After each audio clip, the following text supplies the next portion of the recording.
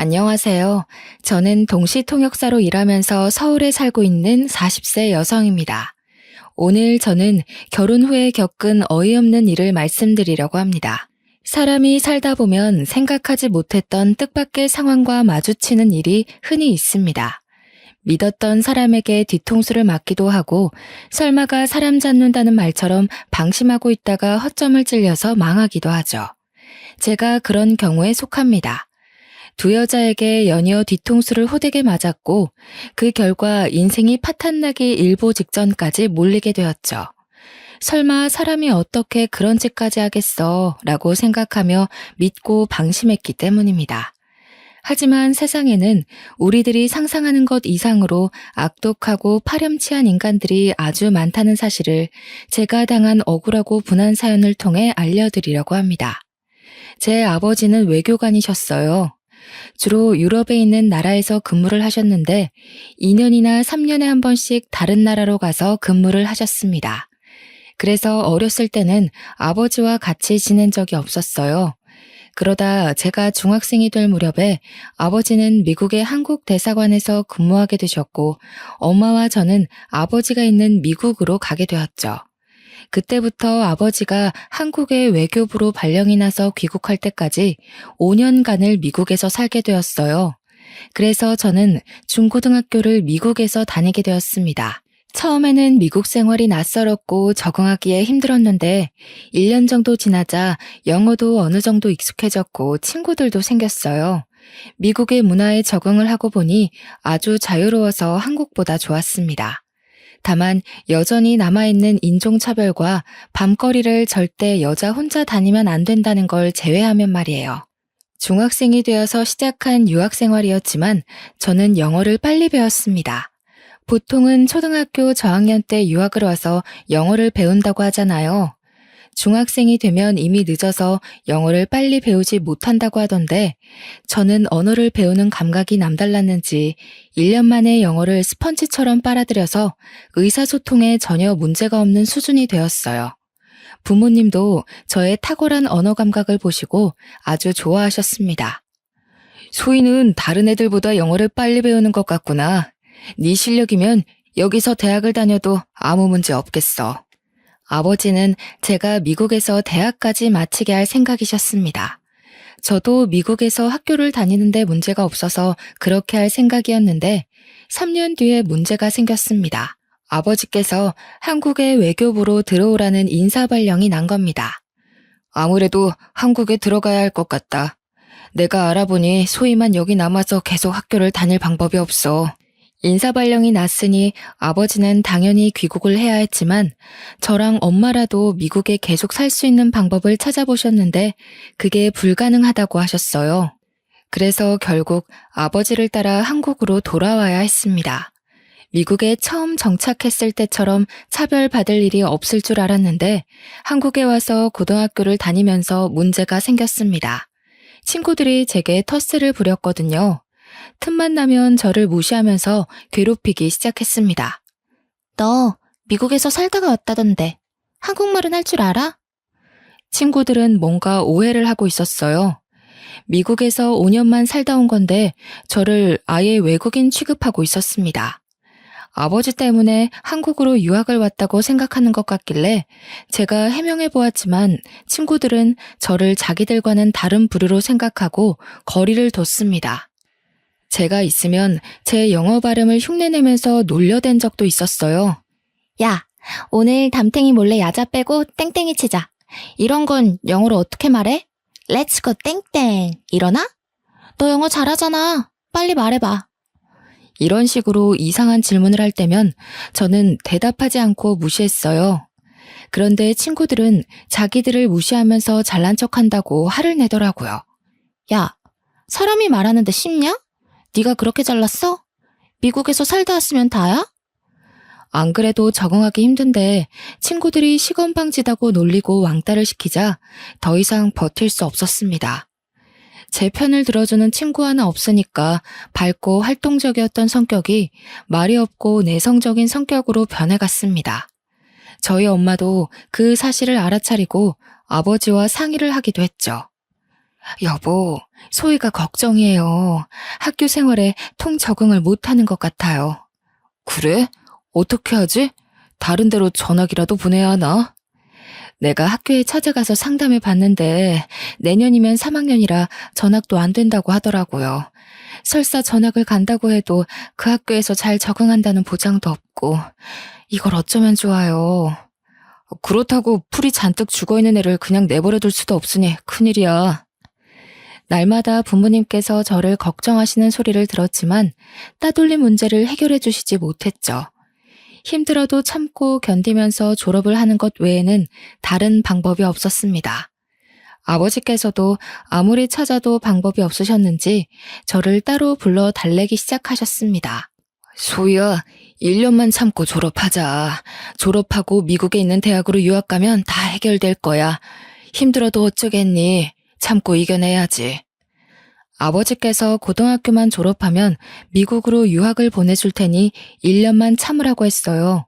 몇 달 뒤에 3학년이 되자 저는 유학 전문 컨설팅 업체의 도움을 받아서 본격적으로 유학 준비를 하게 되었습니다.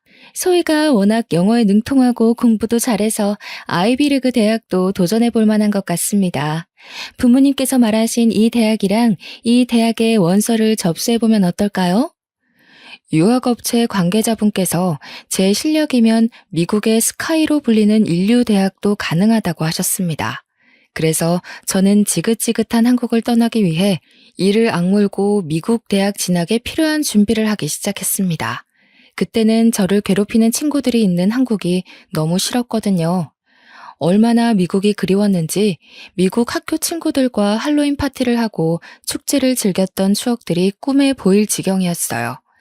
제발 미국에 갈 수 있길 빌며 1년간 치열하게 준비한 끝에 예일대학으로 유학을 갈 수 있게 되었습니다. 대학에 진학하기로 하고 짐을 싸려고 하니까 엄마가 엄청 걱정하시더라고요. 소희야, 진짜 가야 하니? 아무리 전에 살았다곤 하지만 너 혼자 잘 지낼 수 있겠어? 괜찮다니까 몇 번을 말해. 내가 미국에서 안 살아본 것도 아니고 걱정하지 마. 제가 이렇게 말해도 엄마가 끝까지 걱정이 되셨는지 출국하는 제 손을 잡으며 울기까지 하셨습니다. 그 전에는 부모님과 같이 살았기에 문제가 없었는데 이제는 저 혼자 미국에서 살아야 하니까 불안하셨나 봐요.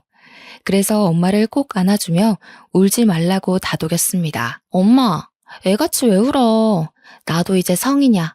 딴 생각 안 하고 공부만 해서 통역사 돼서 올 테니까 기다리고 있어. 만약 한국이 싫어서 유학을 가는 것이 아니었습니다. 동시 통역사로 장래 희망을 정해놨기 때문에 저는 꼭 유학을 가야만 했죠. 유학 전문업체 담당자도 유학 신청 서류에 장래 희망을 적어주면 붙을 확률이 높아진다고 하더라고요. 왜 미국 대학에 가려고 하느냐, 유학 생활이 너의 장래 희망에 어떤 도움이 되느냐와 같은 질문에 답을 해야만 했는데 제 생각을 읽었는지 업체 관계자가 동시 통역사라는 말을 꺼냈습니다. 유학 신청서에 내가 목표로 하는 일이 따로 있다고 적어야 돼. 예를 들자면 동시 통역사 같은 직업들을 적어주면 좋을 거야. 그 말을 듣고 저는 동시 통역사가 되기를 원한다고 적었어요. 그렇게 대학 생활을 하면서 통역사가 되기 위한 공부를 했고 국제적으로 인정받을 수 있는 자격증도 얻었습니다. 정신없이 4년을 보내고 통역사 자격을 얻고 나니 갑자기 외롭다는 생각이 들었어요. 유학 초창기만 해도 미국이 마냥 좋았는데 막상 4년이 지나고 보니 이젠 고국인 한국이 너무 그리워지더라고요. 그래서 저는 동시 통역사를 필요로 하는 미국 회사로 취업하거나 시민권을 얻어서 눌러앉을 수 있었지만 한국행을 선택했습니다. 갑자기 한국으로 간다니까 친구들도 절 붙잡는데 당연히 아버지께서도 절 말렸죠. 제가 오랜 고민 끝에 한국행을 통보하니까 아버지께서 한숨을 쉬며 말씀하셨습니다. 너도 이제 성인이니 여러 가지 고려해서 결정한 거겠지만 기왕 나간 김에 미국 시민권을 따는 게 어떠겠니? 다시 한번 생각해봐라. 나중에 후회할 거다. 아버지, 전 얼른 한국 가고 싶어요. 이제 혼자서 사는 거 지긋지긋해졌단 말이에요. 그리고 저도 무턱대고 한국 가겠다는 거 아니에요. 스카웃 받은 곳이 있어서 그곳으로 갈 거예요. 아버지가 가길 원했던 미국 대기업은 아니었지만 한국에서 이름만 대면 누구나 알 법한 땡땡그룹과 동시 통역사 계약을 하게 되었거든요. 몇 분 동안 전화 실랑이를 펼친 끝에 결국 아버지께서 두 손 두 발을 드셨습니다. 땡땡그룹에서 3년 동안 일을 하고 있었을 때였을까요? 제가 30을 바라볼 때쯤 남편을 만나게 되었어요. 영국에서 열린 무역 박람회장에서 마케팅 팀장이었던 남편을 처음 만나게 되었습니다. 정말 잘생기고 키도 훤칠한 게 여자들한테 인기가 많을 것 같더라고요. 보는 순간 호감이 들어서 남편과 눈이 마주치자마자 웃으며 인사했습니다. 남편도 저를 보고 환하게 미소 지으며 예의 바르게 인사해 주었죠. 안녕하세요. 정철민이라고 합니다. 잘 부탁드려요.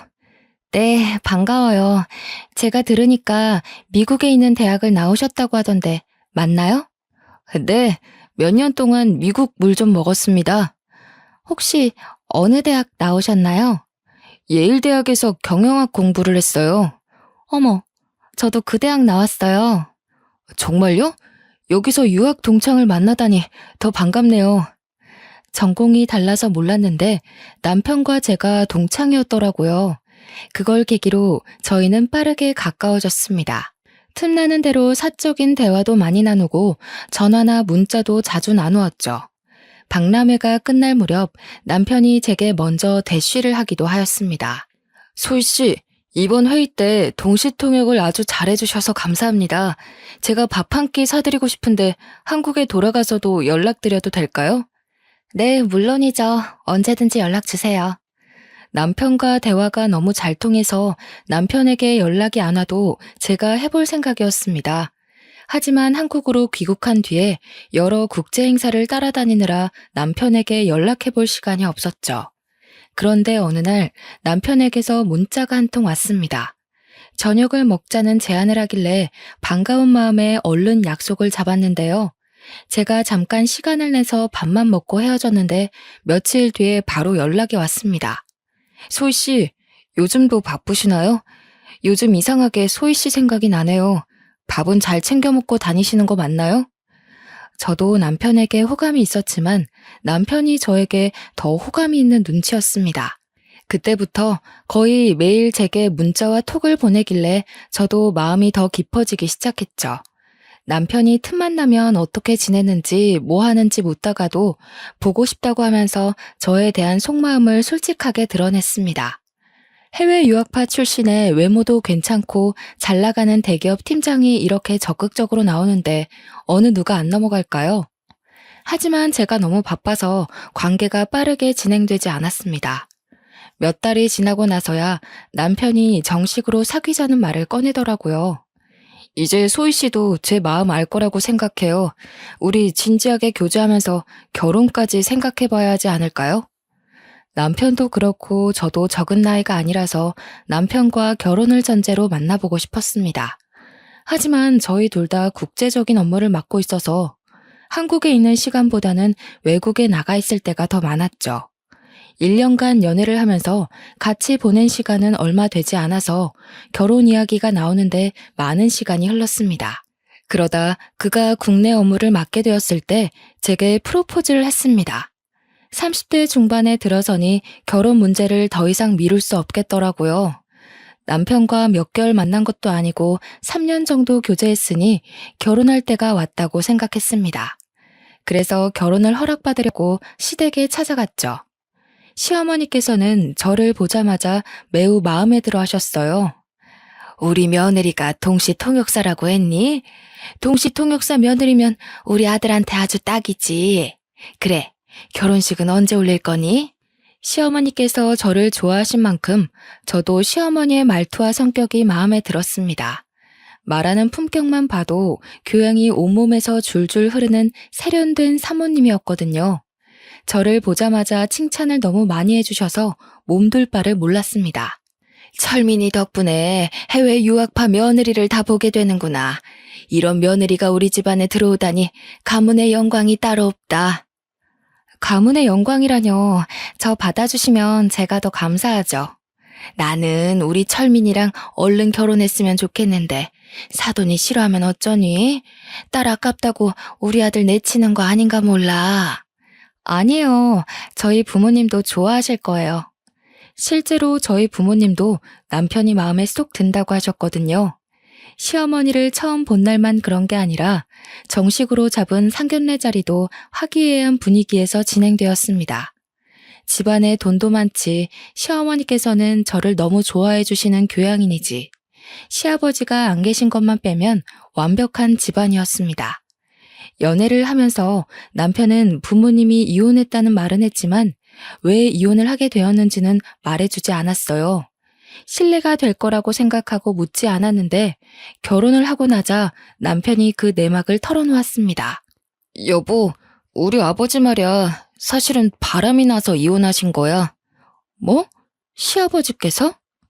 남편 말로는 아버님께서 아주 잘 나가는 사업가셨고 계열사를 5개나 거느리고 있는 작은 그룹의 회장이었다고 합니다. 그런 시아버지의 한 가지 약점은 여자를 너무 밝힌다는 것이었죠. 더 기가 막힌 사실은 시아버지께서 먼저 불륜 사실을 털어놓았다는 거예요. 여보, 이제 우리 철민이도 다 컸으니까 이제 정리하자. 진심으로 사랑하고 같이 살고 싶은 사람이 생겼어. 뭐라고요? 당신 미쳤어요? 다른 여자랑 살 거니까 이혼하자는 거예요? 시아버지께서 언제부터 누구랑 불륜을 저지르고 있었는지 아주 당당하게 털어놓았다고 해요. 하지만 어디 이혼이 그리 쉽나요? 시어머니가 남편 결혼시키기 전까지 이혼 못한다고 하니 시아버지께서 놀라운 제안을 꺼내놓았습니다. 이혼하자.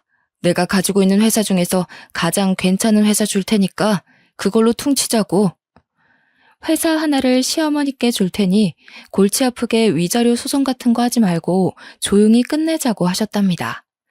시어머니께서 화를 내시면서 헛소리 말라고 무시하니까 시아버지께서 집에 들어오지 않으셨다고 하죠. 남편하고 동갑인 이때 어린 내연녀에게 완전히 홀려서 이미 마음이 떠났는데 어쩔 수 없었다고 합니다.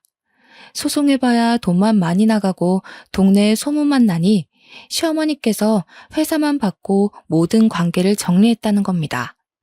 그 회사를 시어머니께서 맡아서 운영하고 계시지만 나중에는 남편이 이어받을 거라고 하더라고요. 제가 왜 말하지 않았냐고 물으니 남편이 미안하다는 말과 함께 이렇게 말하였습니다. 어느 집안이나 감추고 싶은 흑역사가 있잖아. 그래서 말 안 했던 거야. 당신은 이해해 줄 수 있지? 그래, 요즘 이혼하는 사람들이 한둘이 아니잖아. 우리 삼촌도 이혼했는데 잘만 살고 계시더라. 나는 이혼에 편견 없어. 오히려 시아버지께서 스스로 떠나줘서 다행이라고 생각했죠. 바람을 피운 남편 덕분에 사업가가 된 시어머니께서 집안 살림에 큰 보탬이 돼주셨거든요. 그래서 저는 결혼 후에도 통역사 일을 계속하면서 커리어를 쌓아갔습니다. 그렇게 3년이 지나갔고 미국에서 국제회의를 마치고 돌아왔는데 엄청난 사건이 터지고 말았습니다. 일주일 전에 남편이 교통사고를 당해서 세상을 떠났다는 충격적인 소식에 기절을 할 뻔했죠. 시어머니는 아직도 그날 일이 믿어지지 않는다고 하셨습니다. 회사에서 퇴근하고 집으로 온다는 전화가 마지막이었어. 몇 시간을 기다려도 오지 않아서 마음이 불안했는데 병원에서 전화가 왔더라고. 트럭하고 정면으로 부딪히는 바람에 병원에 왔을 때는 이미 이 세상 사람이 아니었대. 아이고, 불쌍한 내 새끼. 어쩌다 그런 봉변을 당해서. 시어머니는 제게 자초지종을 설명해 주시면서 울음을 터뜨리셨습니다. 제가 외국에 있으니 연락도 하지 못하고 장례를 치렀다고 하시더라고요. 저는 졸지에 남편의 임종을 지키지도 못하고 장례식 자리에도 늦은 아내가 되어버리고 말았습니다. 급하게 남편의 장례식장에 갔지만 상주로서 역할도 하지 못했습니다. 저 대신 상주로선 시모 옆에 서 있기만 했는데요. 제가 금방이라도 쓰러질 것 같으니까 어머님께서 집으로 가라고 했습니다. 충격을 받아 머리도 어지럽고 토할 것 같아서 집에는 가지 않고 잠시 화장실에 다녀왔을 때였습니다. 시어머니께서 시누이랑 이야기를 하고 있더군요. 일부러 들으려고 한 건 아닌데 목소리가 워낙 커서 들어가자마자 바로 들렸습니다. 그래, 내가 알아보니까 당사자가 죽었어도 불륜으로 소송 걸면 걸린다는 거야. 그러니까 민철이가 만나던 여자가 있었다는 걸 절대 알게 하면 안 돼. 맞아. 이제 곧 남남이 될 텐데 돈 아깝게 위자료 물어줄 필요는 없잖아. 맞아, 엄마. 굳이 그럴 필요는 없지. 그런데 어떻게 숨기려고 그래? 들키면 어쩌려고? 어머님께서 도대체 무슨 말씀을 하시는 걸까요? 시어머니의 말을 듣고 소름이 돋고 말았습니다. 아무리 어머님이 하시는 말씀을 훔쳐들어도 남편에게는 내연녀가 있었고 그걸 시어머니도 알고 있었다는 소리 같았습니다. 며칠 동안 패닉 상태에 빠져서 아무것도 하지 못하고 집에 누워 있어야 할 정도로 정신적인 충격을 받았죠. 그때 보험회사에서 전화가 한 통 왔습니다. 안녕하세요. 땡땡 보험사 김주민 팀장입니다. 정철민 씨 아내분 되시죠? 사망보험금 지급 문제로 연락을 드렸는데 경황이 없으시겠지만 보험사에 한번 들려주시길 바랍니다. 네? 보험사요? 저희 남편 사망보험금이... 그제서야 죽은 남편 이름으로 가입했던 생명보험이 생각나더군요. 남편 사망 시 보험금은 제가 받기로 되어 있었습니다. 지금 남편분 사망사고에 대한 경찰 조사는 끝났지만 저희 쪽 조사는 아직 진행 중입니다. 거기에 관련된 보고를 드리려고 하는데요. 언제쯤 뵐 수 있을까요? 보험회사로 가보니 사고조사 담당자가 사망사고의 경우에는 경찰 조사와는 별도로 보험회사에서 다시 조사를 한다고 하더라고요. 보험금을 노린 자살이나 타살 사례가 워낙 많아서 면밀하게 들여본다고 하셨습니다. 그래서 얼마나 걸릴까요? 보험금 지급이 걸린 문제여서 경찰보다 더 철저하게 조사합니다. 그래서 조금 더 기다리셔야 합니다.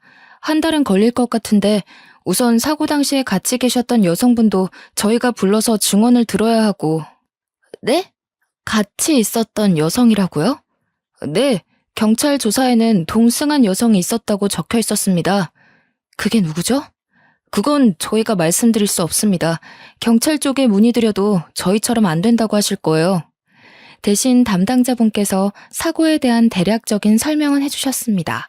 자세히 들어보니 시어머니께서 하신 말과 전혀 달랐습니다. 남편이 퇴근하고 혼자 집으로 가다가 사고가 났다고 했는데 사실 양평에서 사고를 당했다고 하더라고요. 저희 집과는 정반대에 있는 곳이었습니다. 그래서 저는 바로 경찰서를 찾아가서 남편의 사고를 조사했던 경찰관을 만났습니다. 경찰관 분께서 제 신분을 확인하고 서류에 사인을 하라고 한 다음에 남편이 어떻게 사고를 당해서 죽게 되었는지 자세하게 말해주셨죠. 경찰에서는 이미 종결된 사건이니까 전부 말씀드릴게요. 먼저 동승했던 여성분이 있었던 건 사실입니다. 사고가 난 다음에 신고도 그 여성분이 했으니까요. 여기 그 여성분이 증언한 내용입니다. 내연녀의 말에 따르면 그날 남편과 같이 양평으로 드라이브를 갔다고 합니다. 같이 저녁을 먹을 동안 내연녀는 맥주를 좀 마셨고 남편은 술을 먹지 않았다고 해요. 식당을 나와서 바람을 쐬려고 드라이브를 하는데 내연녀는 맥주를 마셔서 화장실이 급해졌다고 하죠. 그래서 국도변 갓길에 차를 잠깐 세워놓고 내연녀는 풀숲으로 들어가서 볼일을 봤다고 하는데요.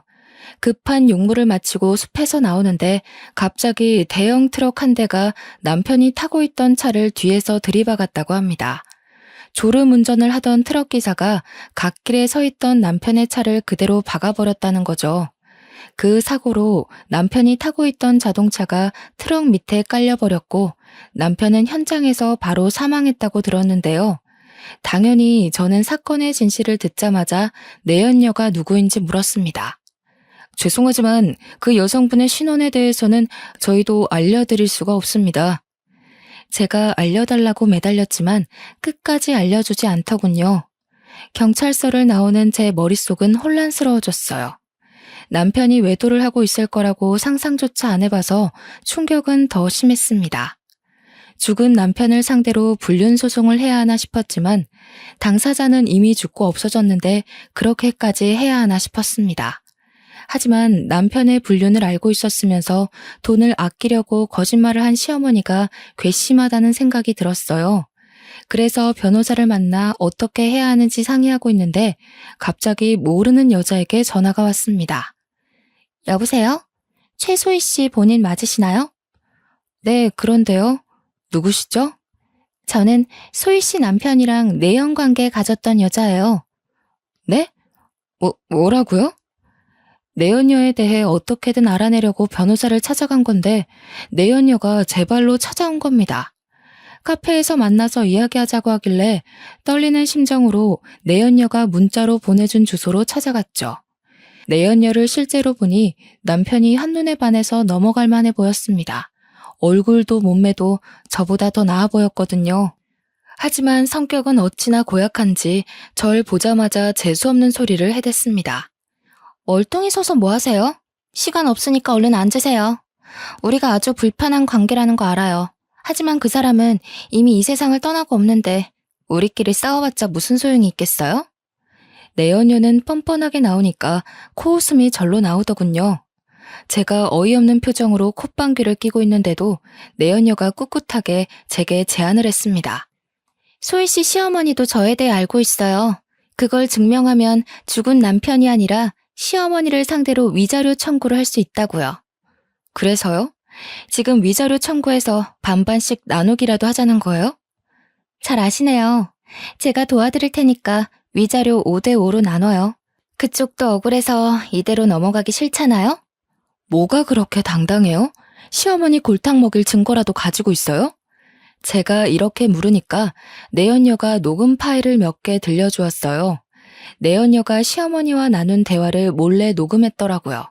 녹음본은 당연히 내연녀와 남편이 저 몰래 만나고 있는 걸 잘 숨기고 있으라는 내용이었죠. 소희 씨가 해외 출장 가면 저희 둘이 같이 살았어요. 아파트 근처에 있는 CCTV도 증거로 내세요. 저희가 들어간 시간대에 시어머니도 자주 집에 들린다는 거 증명할 수 있을 거예요.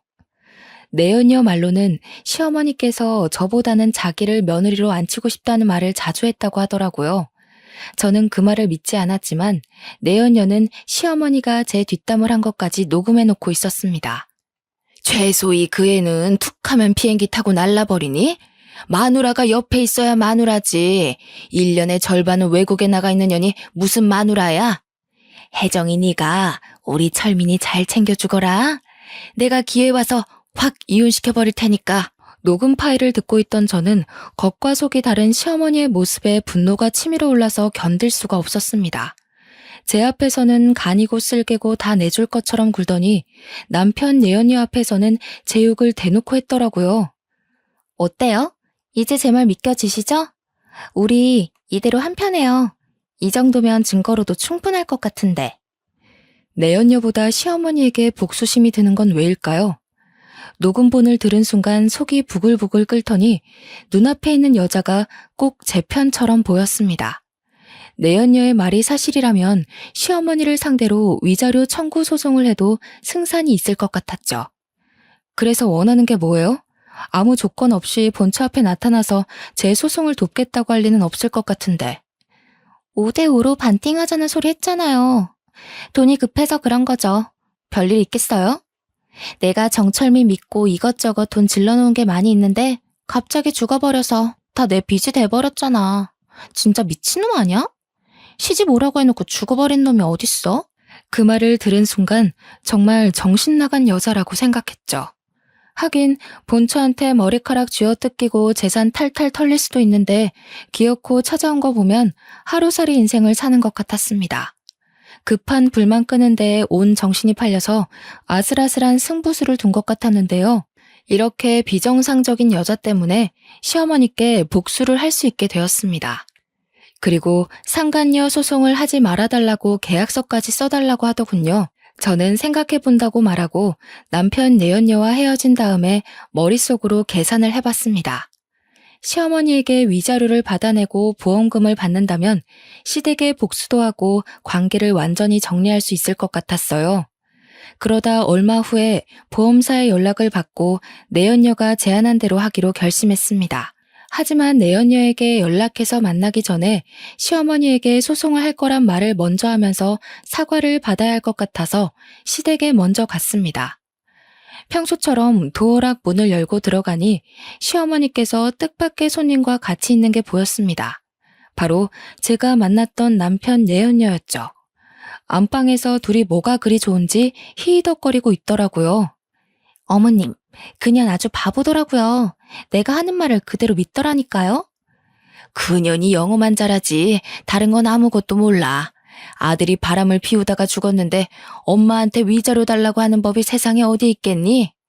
저는 그년이 당장 상간녀 소송한다고 난리를 칠까봐 얼마나 조마조마했는지 몰라요. 얼른 계약서 받아내야 할 텐데 걱정이야. 곧 받아낼 수 있을 거다. 내가 말했잖아. 세상 물정이라고는 모르는 등신이라고. 어떠냐? 내가 시키는 대로 하길 잘했지? 네.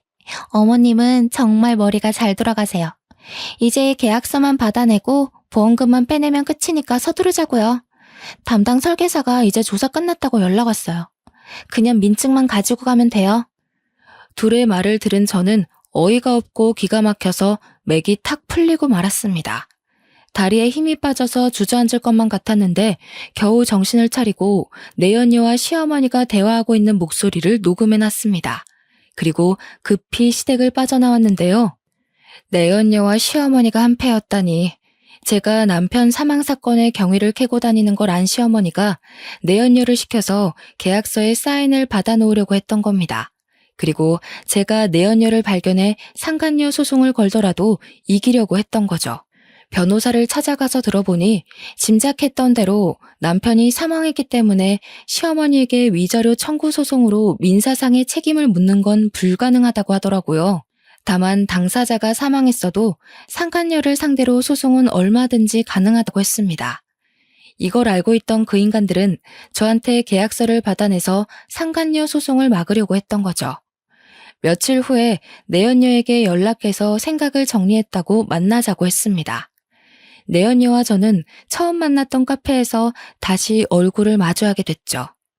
저는 내연녀를 보자마자 상간녀 소송장을 꺼내서 그년 얼굴에 던져버렸습니다. 이게 뭔지 알아? 상간녀 소송장이다. 내가 미쳤다고 다른 사람도 아니고 내연녀 말을 믿어주겠니? 상간녀 소송이 시작이니까 정신 똑바로 차리고 있어. 네가 가지고 있는 재산 탈탈 털어줄 테니까. 뭐? 지금 무슨 소리 하는 거야? 상간녀 소송이라니? 내가 네 시모랑 하는 말 다 들었어. 이제 그 할머니 내 시어머니 아니야. 네가 가져. 내가 너랑 네 시모 빈털터리 만들어줄 테니까 기다리고 있으라고. 네가 진짜 정신이 나갔구나. 무슨 증거로 상간녀 소송을 걸었는데? 내가 준 녹음본? 그거 하나만으로 소송 성공할 것 같아? 그래, 이 멍청한 거사. 내가 친히 네 시어머니랑 작당한 것도 녹음해놨으니까 각오하고 있으라고. 내연녀가 저를 향해 쌍욕을 내뱉길래 내연녀가 상황 파악을 할 수 있도록 찬물을 얼굴에 부어주었습니다. 그리고 집에 와서 서랍장을 뒤져보니 제 주민등록증이 없어져 있더라고요. 시어머니가 가지고 간 게 분명했습니다. 그 길로 바로 경찰서로 가서 시어머니와 내연녀의 대화를 녹음한 파일을 제출하고 둘을 문서 위조와 사기 혐의로 고발했습니다. 시어머니는 남편의 사망보험금을 가로채려고 보험 설계사와 짜고 서류를 위조하고 제 신분증을 훔쳐서 내연녀가 제 행세를 하도록 만들었더라고요. 위조죄로 깜빵에 보내겠다고 하니 시어머니가 제 집까지 찾아왔습니다. 억울하다며 펄쩍 뛰길래 경찰을 부른다고 했죠. 그랬더니 이번엔 내연녀 탓을 하며 제게 매달리더군요. 나는 널 속이려고 한 게 아니다. 철민이랑 바람핀 년이 나한테 협박해서 그랬어. 나는 시키는 대로 했을 뿐이야. 나는 아무 잘못도 없으니까 한 번만 봐주라, 응? 봐주긴 뭘 봐줘야죠? 내연녀보다 더 나쁜 게 어머님이에요. 어머님 양심이 있으면 제대로 죗값 받으면서 제 인생에서 나타나지 말아주세요. 소희야, 왜 그러니? 왜 내 말을 안 믿어줘? 나보다 내연녀 말을 믿는 게 이상한 거야. 그래, 그 녹음본도 내연녀가 위조한 거다. 그러니까 나 좀 살려줘. 위조한 거라고요? 말도 안 되는 소리 하지 마세요. 제가 어머님 말을 믿을 것 같아요. 경찰 불렀으니까 나중에 법정에서 보게요. 안 돼. 진짜로 경찰을 불렀다고? 이 우라질 같은 거사. 감히 날 신고해? 내가 밥 해주고 집 지어준 건 생각도 안 하니? 부모같이 대해줬건만 근본도 없는 년이. 결국 제가 부른 경찰이 와서 시어머니를 끌고 가는데도 끝까지 자기는 아무 잘못 없다고 욕설을 내뱉더라고요. 그렇지만 경찰이 조사 과정에서 확보한 증거를 들이대자 그제서야 잘못했다고 울고불고 난리를 치면서 제게 보험금을 돌려줄 테니 용서해달라고 빌었습니다. 하지만 이건 돈이 문제가 아니라 인간이 가져야 할 양심과 법적인 문제였어요. 아무리 돈에 눈이 멀어도 미망인이 된 며느리를 속이고 내연녀와 편을 먹다녀. 시어머니가 더 이상 사람으로 보이지 않았고 도저히 용서할 수 없었습니다. 내연녀는 물론 시어머니에게 위자료 소송을 걸었는데요. 내연녀와 시어머니는 제게 거액의 위자료를 물어줘야 했습니다. 그리고 민사상의 책임을 졌으니 이젠 법이 정한 형사상의 책임을 질 차례였어요. 시어머니와 내연녀는 구속되어서 법의 심판을 받게 되었습니다. 자기 꾀에 자기가 빠진다는 말처럼 자신의 잘못을 피하려고 무리를 해서 머리를 굴리다 보면 자승자박의 꼴이 되기 마련입니다. 잘못된 행동을 하지 않는 게 가장 좋겠지만 잘못을 저질렀다면 잔머리를 굴리면서 피하려고 하지 말고 솔직하게 잘못을 인정하고 그에 합당한 대가를 치러야 한다고 생각해요. 그렇지 않으면 더 큰 화가 반드시 돌아온다는 걸 기억하시길 바랍니다. 저는 깜빵에서 썩어가고 있는 시어머니와 내연녀를 보며 오늘도 정의롭게 살아가야 한다고 느끼고 있습니다. 제 할 거 열심히 하면서 기회가 되면 좋은 사람 만나가며 즐겨야죠. 상처를 너무 많이 받아서 제 팔자의 결혼은 무리일 것 같습니다. 끝까지 읽어주신 모든 분들은 저랑 다르게 가족들과 행복하게 잘 지내시길 바랍니다. 감사합니다.